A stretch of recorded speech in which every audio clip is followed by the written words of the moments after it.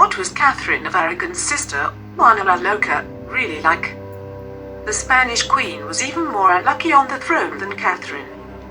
Catherine of Aragon had famously fought time as queen, but for all the turmoil that her marriage to King Henry VIII entailed, Catherine was not the only woman in her family to find tribulations awaiting her on the throne.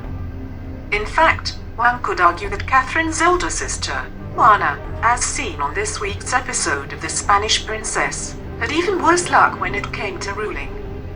While Catherine's marriage to Henry would lead to divorce, a religious revolution, and a struggle over succession that would stretch for generations, her sister would ultimately find herself, through a series of circumstances largely beyond her control, going down in history best known as Juana la Loca, Juana the Mad. Groomed for greatness.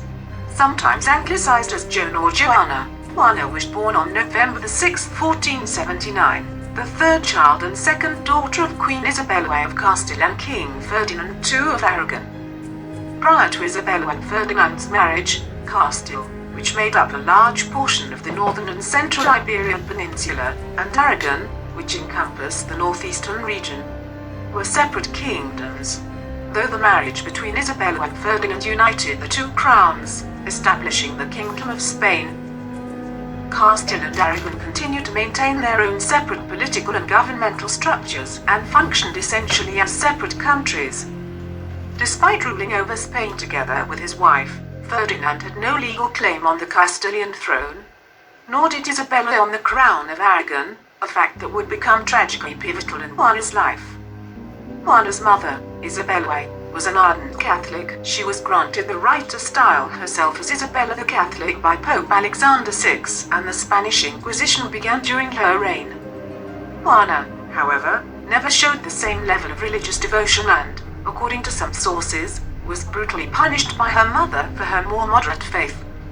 Having both an older sister, Princess Isabella, and an older brother, Prince Juan, Juana was considered unlikely to ever ascend to the throne in her native Spain. However, that hardly meant that she wasn't expected to be a queen. Educated in politics, languages, and music, Juana was groomed from childhood to stand alongside one of the kings of Europe in a political marriage that would strengthen Spain's foreign alliances. An impromptu wedding. The political marriage came in the form of a two-part deal with Maximilian I, the Austrian emperor, who agreed to marry his eldest son and heir, Philip the Fair, to Juana and his daughter, Margaret. To Juan. After months of planning, the 16-year-old Juana sailed to Flanders with a fleet of over 100 ships in August of 1496. Storms at sea delayed her arrival. However, she was finally able to meet her intended on October the 19th of that year. Their wedding was already planned for the following day, but evidently the first meeting between the two young royals was a dramatic success, rather than waiting.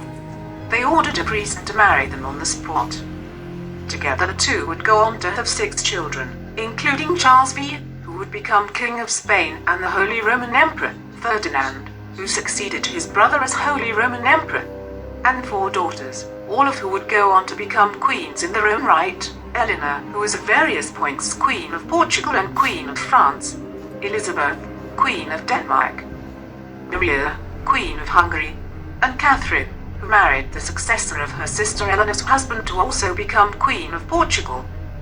Despite their apparent passion, Juana's husband Philip was frequently unfaithful to her, his indiscreet affairs causing Juana to fly into rages and periods of depression that provoked the first rumors about Juana's mental state. An unexpected throne. Given that she was third in line for the throne with 2 married siblings, it came as a surprise to all when it was Juana who ascended as Queen of Castile. Her brother and heir to both of their parents' thrones, Juan, died of an illness in the fall of 1497, and though his wife, Margaret of Austria, was pregnant at the time, the child was stillborn. From there, the position of heir briefly went to Juana's older sister, Isabella of Asturias, but she died in childbirth less than a year later. Her son, Prince Miguel, survived to the age of 2 before passing, leaving Juana as the heir to Castile and Aragon. With the rise in status, Juana became increasingly politically useful, and Philip began attempting to assert increasing control over his independent-minded wife. The couple fought openly and Philip had Juana confined to her rooms for a time. In retaliation, Juana would often employ methods that she had utilized throughout her life. Refusing to eat or sleep was a form of passive protest. Trapped between her husband and her father. It was not until November the 26th, 1504, when Isabella died, that Juana would take the title of Queen of Castile, but the transition was far from smooth. Both Philip and Juana's father, Ferdinand too, wanted to control Castile, but Isabella, in her fear that the people of Castile would not accept a foreign king, had complicated matters for them by stipulating that Philip could only act as consort to Juana, unless she proved unfit to rule, in which case Ferdinand was to take up governance as a regent until Juana's son Charles came of age. Ferdinand quickly took up a campaign declaring his daughter mentally incompetent and styling himself as the ruler of Castile. It was en route to take a stand against his claims in 1506 that Juana and Philip would find themselves in England courtesy of storms. There Juana was briefly reunited with her sister, Catherine, who by then had been widowed by Prince Arthur, though not yet married to Henry VIII. Henry's father, Henry VII, supported Philip's control of Castile over Ferdinand, and his power may in part have influenced Ferdinand's agreement to cede Castile in favor of military and monetary support. Philip had planned to exert further control over his wife, rendering her a figurehead for Castile. However, his plans were cut short by his own death in 1506. According to writers of the period, Juana refused to leave the body's side for months, frequently having Philip's casketry opened to gaze upon and even kiss his corpse. It is unclear how accurate these accounts were, however, as access to Juana after this time was heavily limited by her father, and later her son Charles, both of whom had a stake in ensuring that Juana was known to be insane. Queen of Castile and Aragon. In July of 1507, Juana handed over the regency of Castile to her father. Juana herself had never shown any particular inclinations towards governance.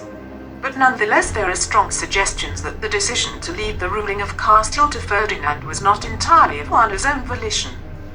Regardless of the nature of Ferdinand's regency, Juana most certainly didn't consent to her enforced sequester at his hands.